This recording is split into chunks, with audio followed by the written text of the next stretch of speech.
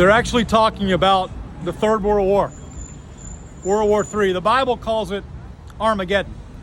The Bible says that Israel will be dwelling safely, protected. We've had the Abraham Accords, and Israel sits down here.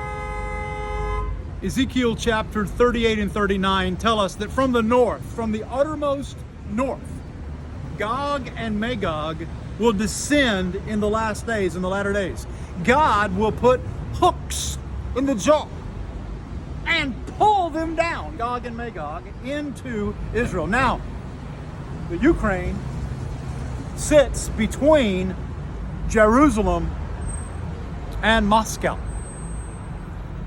Putin says he wants Ukraine. He wants to put the band back together. He wants to put the USSR back together. He wants to protect Mother Russia. So Putin from the north comes into Ukraine, but the kings of the east, the Bible calls them, China, Red China, come across the Euphrates, and they all come together in what the Bible calls the Valley of Megiddo, Armageddon. Armageddon. You can read this in Ezekiel chapter 38. Ezekiel 38 and 39. The world is paying attention to the Ukraine.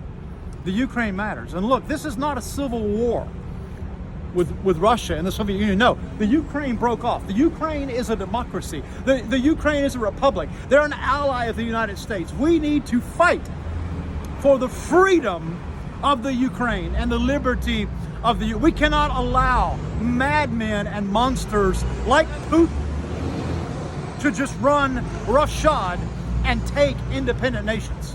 Are we the land of the free and the home of the brave? Yes. And that means we also defend. We also defend those who are free. Their democracy may be young. Their republic may be young, but it's a democracy. And we must defend freedom. And we must stand against monsters, murderous aggressors, and liars. Demon-possessed madmen like Vladimir Putin. He really wants Israel.